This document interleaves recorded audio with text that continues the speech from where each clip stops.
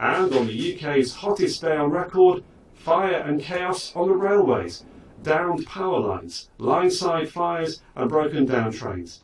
It became almost impossible to travel long distance. And this is what extreme heat can do to rail lines. It's a problem not going anywhere as heat waves become more extreme.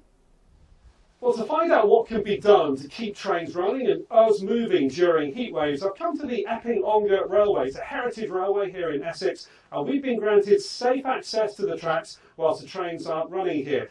And with me is Calvin Barrows, a chartered engineer who's done a lot of research into this. Hello, Calvin. Tell us why railways, the metal, the hot weather, they don't make a happy couple all the time. No, because the rails will expand in the hot weather and contract in the colder weather.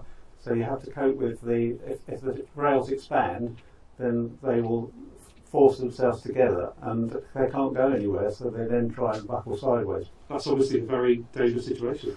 Yes, indeed. You can have derailments because of it. So how can that be fixed? Now we've got an example here of a rail, but I can see that there's a little join in here and there's a gap. Yes. Now, what is that doing when it gets hot? Well, when the rail expands, that takes up the expansion. Originally, they used to have 20-metre rails, and so there were regular gaps in the rails, which cope with the expansion very well.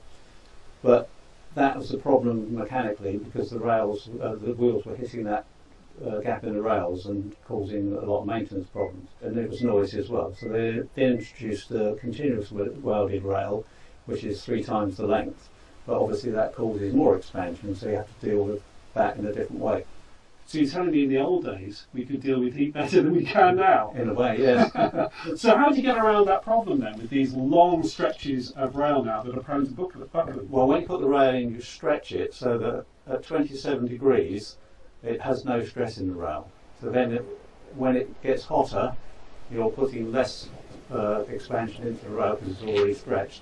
When it gets colder, the rail will shrink, but you can't have it shrink too much because otherwise you get the rail cracking. But are those sorts of temperatures now being pushed to the limit by how hot our heat waves are getting? Absolutely, because at 27 degrees was decided on our previous weather patterns, but now we're getting weather patterns that are 5 degrees more, and so we perhaps need to review that, but then that causes a problem when the rails can contract. And what other things can be done to try and keep everything at track level here as cool as possible? Well, what they've been trying is painting the non-wearing surfaces of the rail in white paint, which has reduced the temperatures by 5 to 10 degrees. But you've also got the ballast, which is another problem because that actually gets hot in the sun as well. And that then causes the whole environment around the rail to be hot. So ultimately you want to try and keep the sun's heat off this environment as much as possible. That's the key, you think. Stop it getting hot rather than deal with it when it's got hot. Calvin, good to talk to you, find out some of those ideas. And Calvin and I will be back a little bit later on. We'll shift our focus to the underground railway network, where if anybody's travelled on it, you know it can get incredibly hot during a heat wave. What can be done about that? We'll find out.